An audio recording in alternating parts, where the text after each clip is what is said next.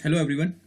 आज हम शुरू करने जा रहे हैं 1 जनवरी 2021 के करंट अफेयर्स, जो कि हमारी आगामी किसी भी परीक्षा के लिए काफ़ी ज़्यादा इंपॉर्टेंट होते हैं। सो देरी ना करते हुए शुरू करते हैं अपना पहला टॉपिक।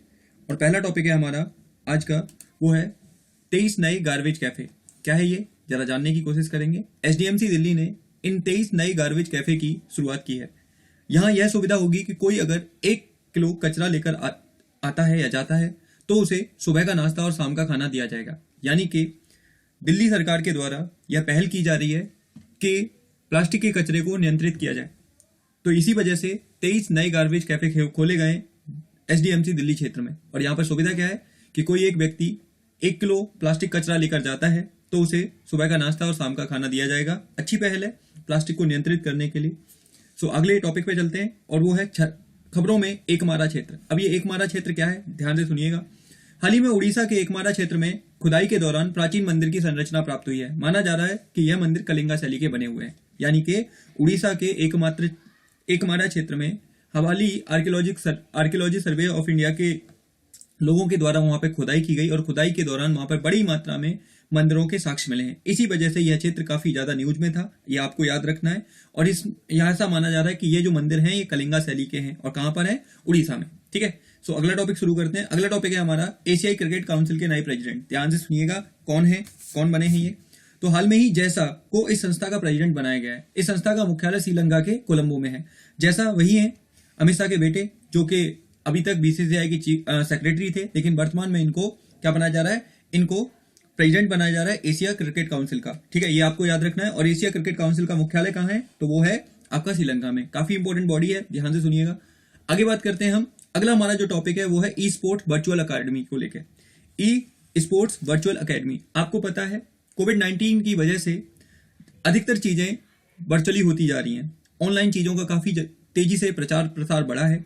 इसी को ध्यान में रखते हुए ई स्पोर्ट्स को भी बढ़ावा दिया जा रहा है। तो हाल में ही क्या है, ताइवानी कंपनी आसुस भारत में पहली आभासी ई स्पोर्ट अकादमी शुरू करने जा रही है। यानी कि हाल में ही जो ताइवान की कंपनी है जिसका नाम है आसुस, वो भारत में ई स्पोर्ट अकादमी की स्थापना करनी जा रही है और ये अपने आप में पहली बार है। तो ध्यान से सुनिएगा किसने की है और ये कहां पे है। ठीक है, तो ई स्पोर्ट अकादमी की शुरुआत आसुस के द्वारा की जा रही है।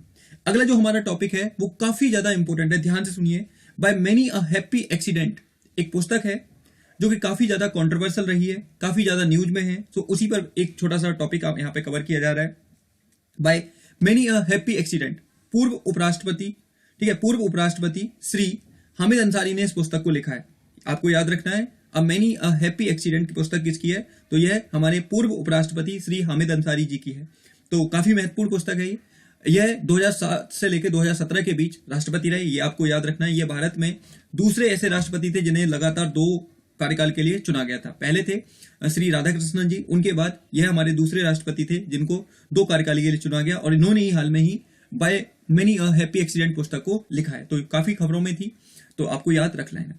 उसके बाद अगला जो हमारा टॉपिक है वो है भारत का पहला डॉग पार्क। आपने देखा होगा पिछले कुछ दिनों में कई सारे पार्क बन रहे हैं।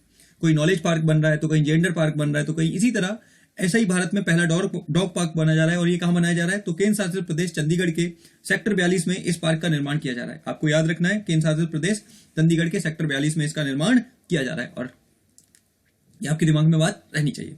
ठीक है, अगला हमारा जो टॉपिक है वो है 7th बासमती चावल को जीआई टैग। हाल में ही पाकिस्तान के बासमती चावल को जीआई टैग प्रदान किया गया है या प्राप्त हुआ है, यह आपको याद रखना है। आपको याद रखना है भारत और पाकिस्तान दोनों ही बासमती चावल के बड़े क्या है, निर्यातक हैं।